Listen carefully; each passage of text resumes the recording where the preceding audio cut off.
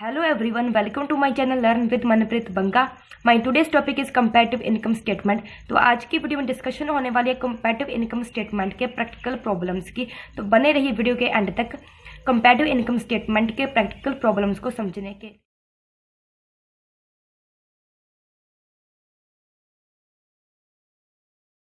Video में comparative income statement को समझेंगे कि कैसे प्रिपेयर की जाती है। तो इस वीडियो में हम इस इलस्ट्रेशन 6 को सॉल्व करेंगे एंड इसकी हेल्प से समझेंगे कि कैसे कंपैरेटिव इनकम स्टेटमेंट प्रिपेयर की जाती है। इस क्वेश्चन में हमें 2 ईयर्स का डाटा दिया हुआ है। जब हमें 2 ईयर्स का डाटा दिया हो तब हम उसमें से एक ईयर को प्रीवियस ईयर मानते हैं एंड एक ईयर को करंट ईयर मानते हैं। तो इस क्वेश्चन में हमें 2014 एंड 2013 का डाटा दिया हुआ है। तो इसमें 2013 है प्रीवियस ईयर एंड 2014 है करंट ईयर। तो आगे इसका हम कंपैरेटिव इनकम स्टेटमेंट एक परफॉर्मा ड्रॉ करेंगे। यहाँ पर पहले कंपैरेटिव इनकम स्टेटमेंट का परफॉर्मा ड्रॉ करेंगे। परफॉर्मा में फर्स्ट पर्टिकुलर कॉलम्स बनेगा एंड बाद में नेक्स्ट कॉलम बनेगा प्रीवियस ईयर का पीरियड का डेट एंड नेक्स्ट कॉलम में करंट ईयर की डेट। नेक्स्ट कॉलम में बनेगा दोनों ईयर्स में इंक्रीज और डिक्रीज का कॉलम एंड नेक्स्ट में जो परसेंटेज में चेंजेस होंगे वो लिखेंगे हम।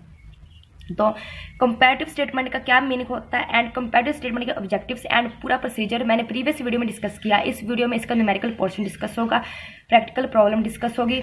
तो फर्स्ट हम देखेंगे कि हम पहले ये देखेंगे कि पर्टिकुलर कॉलम्स में कौन कौन सी आइटम आएंगी।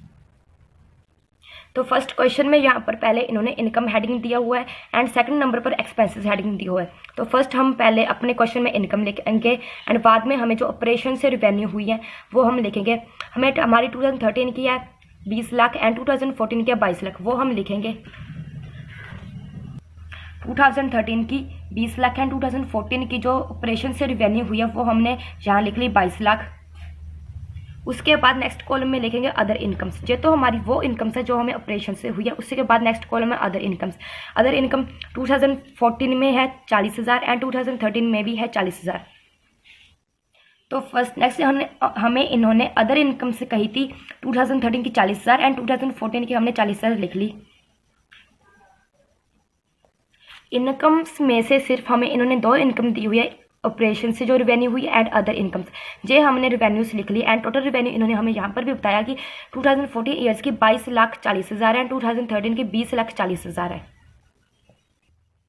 तो यहाँ पर हमने 2013 की हमारी अदर टोटल इनकम्स फर्स्टली हमें जो इन्होंने ऑपरेशन से रिवेन्यू लिखी थी वो भी हमने लिख ली and second third other incomes हमने लिखी थी, हमने वो भी टोटल लिख लिया।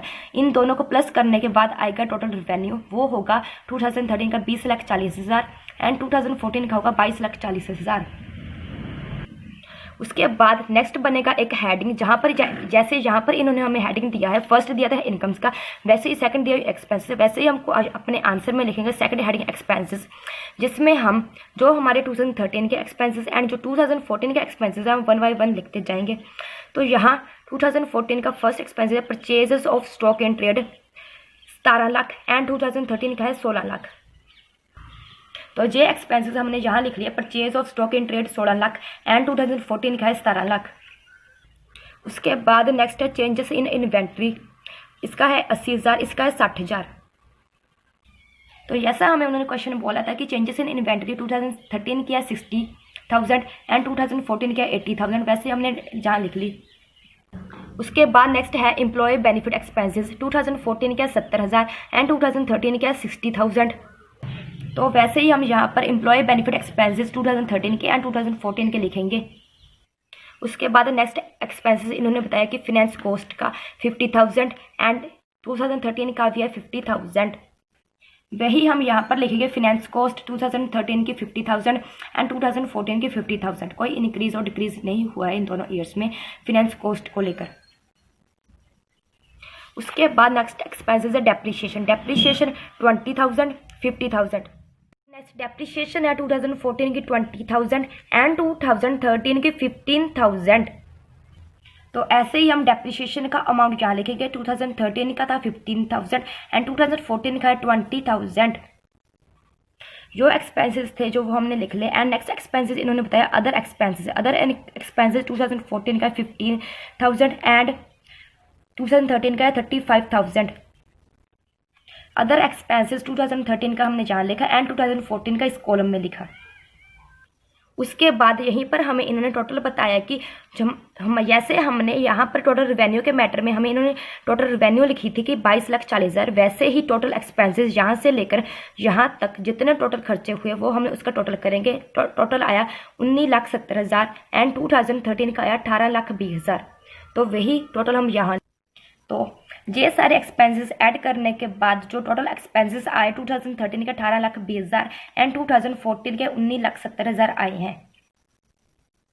तो नेक्स्ट हेडिंग जहाँ पर है प्रॉफिट बिफोर टैक्स। टैक्स से पहले प्रॉफिट कैलकुलेट करने के लिए हमें फर्स्ट में से सेकंड माइनस करना होगा। फर्स्ट कौन सा, जे इनकम्स, एंड सेकंड कौन सा, जे एक्सपेंसेस। इनकम में से एक्सपेंसेस हमें लेस करने होंगे, तब हमारा प्रॉफिट बिफोर टैक्स निकल कर आएगा। इनकम में से एक्सपेंसेस लेस करेंगे। इनकम में से एक्सपेंसेस लेस करने के बाद इन्होंने ही हमें जहाँ अमाउंट लिखा कि 2,70,000 आएगा एंड 2013 का इनकम में से 2013 के इनकम में से अगर हम एक्सपेंसेस लेस करेंगे तो वो अमाउंट होगा 2,20,000। तो यही अमाउंट हम आगे कैरी करेंगे, जिसमें से प्रॉफिट बिफोर टैक्स हमारा आया 2,20,000 एंड 2014 का आया 2,70,000। तो यहाँ पर हमें इन्होंने टैक्स दिया हुआ है कि टैक्स कितना कम होगा। 2014 का टैक्स यहाँ पर हमें इन्होंने टैक्स बताया कि कितना लेस होगा। 2014 का 81,000 एंड 2013 का 66,000। तो अब हम प्रॉफिट बिफोर टैक्स में से टैक्स माइनस करेंगे। टैक्स माइनस करने के बाद जो अमाउंट आएगा वो प्रॉफिट आफ्टर टैक्स का आएगा। इसमें से ये माइनस करने के बाद 1,54,000 आएगा एंड 2014 का जो प्रॉफिट बिफोर टैक्स में से टैक्स माइनस करके, तो इस अमाउंट में से प्रॉफिट बिफोर टैक्स में से टैक्स माइनस करेंगे तो जे अमाउंट आएगा। तो यहाँ तक तो हमारा था कि जो हमने पर्टिकुलर कॉलम्स में लिखने थे, पर्टिकुलर कॉलम लिखने के साथ हमने 2013 की जो वैल्यूज दी थी हमने वो लिखी एंड उसके बाद 2014 की हमें जो वैल्यू थी वो लिखी। उसके बाद हम ये देखें कि जो नेक्स्ट कॉलम एब्सोल्यूट चेंजेस का है ये कैसे बनेगा। नेक्स्ट कॉलम बनाने के लिए इस कॉलम को ए नाम दे लो, ए, इस कॉलम को बी नाम दे लो। बी में से ए माइनस करने पर हमारा जे कॉलम बनेगा सी, इसको सी नाम दे लो। सी कैसे बनेगा, C is equal to B minus A. B में से ए माइनस करने पर यहाँ से 22 लाख है, 22 लाख में से 20 लाख माइनस करेंगे तो 2 लाख बनेगा। एंड यहाँ पर दोनों ईयर्स में कोई इंक्रीज और डिक्रीज नहीं हुआ है तो कोई कुछ भी फर्क नहीं पड़ेगा, कोई अमाउंट नहीं आएगा। तो यहाँ पर टोटल रेवेन्यू का 2013 एंड 2014 की जो टोटल रेवेन्यू है उसको लेस करेंगे। इसमें से ये लेस की तो 2 लाख अमाउंट आया हमारा। उसके बाद यहाँ तक तो हमने टोटल रेवेन्यू का सीखा। उसके बाद हम टोटल एक्सपेंसेस कैसे कैलकुलेट करते हैं वो सीखेंगे। टोटल 2014 की जितनी एक्सपेंसेस उसमें से 13 की माइनस करेंगे तो हमारी टोटल जो डिक्रीज हुआ, टोटल डिक्रीज या फिर इंक्रीज हुआ वो हम इस कॉलम में लिखेंगे। 17 लाख में से 16 लाख माइनस किया तो 1 लाख आया। 80,000 ਵਿੱਚੋਂ 60,000 ਮਾਈਨਸ ਕੀਤਾ, ਇਨਵੈਂਟਰੀ ਵਿੱਚ ਚੇਂਜਸ ਜੋ ਹੋਏ 20,000। ਇੱਥੇ 70,000 ਚੋਂ 60,000 ਮਾਈਨਸ ਕੀਤਾ 10,000 ਆਇਆ। ਇਹਨਾਂ ਦੋਨਾਂ ईयर्स 2013 एंड 2014 कोई इंक्रीज या डिक्रीज नहीं हुआ, इसलिए जे अमाउंट इस कॉलम में कोई अमाउंट नहीं आएगा इसका। उसके बाद 2014 की जो वैल्यू उसमें से 13 की वैल्यू माइनस करेंगे डेप्रिसिएशन की तो हमारा 5,000 आया। उसके बाद हमारी जो अदर एक्सपेंसेस हैं 2014 में से लेस करेंगे 13 की, 50,000 में से 35,000 माइनस किए तो आया हमारा 15,000। उसके बाद जितना हमारा ये सभी एक्सपेंसेस को मिलाकर जितना टोटल बनता था, जैसे हमने रेवेन्यू में हमने ऐड किया जे रेवेन्यू तो हमारी जो टोटल रेवेन्यू निकल रहा है, वैसे ही हम इन सारी रेवेन्यू में अदर एक्सपेंसेस ऐड करेंगे तो हमारी ये सारे एक्सपेंसेस ऐड करने के बाद हमारी जितनी टोटल एक्सपेंसेस होंगे वो हम लिखेंगे। उसको लिखने के बाद हमारी 14 की एक्सपेंसेस में से 13 की माइनस करेंगे तो हमारी ये वैल्यू आई जिसका अमाउंट है 1,50,000। उसके बाद नेक्स्ट आगे प्रॉफिट बिफोर टैक्स 2014 के प्रॉफिट बिफोर टैक्स में से 2013 का प्रॉफिट बिफोर टैक्स लेस करेंगे तो 50,000 अमाउंट आया। एंड फिर जितना टैक्स का अमाउंट 2014 में था उससे लेस करेंगे 2013 का अमाउंट तो हमारा 15,000 अमाउंट आया। उसके बाद हमारा जितना प्रॉफिट आफ्टर टैक्स में टैक्स को पे करने के बाद हमारा जितना प्रॉफिट था उस 14 के प्रॉफिट में से लेस करेंगे 13 का प्रॉफिट, तुम्हारा 35,000 आया इंक्रीज, जितना इंक्रीज या फिर डिक्रीज हुआ है। अभी जहाँ तक तो हमने सीखा कि हमने पर्टिकुलर कॉलम में कौन सी आइटम लिखी एंड फिर 13 इस कॉलम में कौन सी आइटम लिखी एंड करंट ईयर के कॉलम में कौन सी आइटम लिखी है। हमने ये भी सीखा कि एब्सोल्यूट चेंजेस में कौन कैसे हम कैलकुलेट करेंगे, कैसे इसकी आइटम आएंगे। तो उस कॉलम को सीखने के बाद हम सीखेंगे कि ये कॉलम कैसे बनेगा। अब सीखेंगे कि फिफ्थ कॉलम की वैल्यू कैसे कैलकुलेट होगी। तो फर्स्ट जैसे हमने इस कॉलम को नाम दिया था ए एंड इस कॉलम को नाम दिया था बी और इस कॉलम को नाम दिया था सी, इस कॉलम को नाम देंगे डी। जैसे हमने सी फाइंड की थी बी में से ए माइनस करके वैस।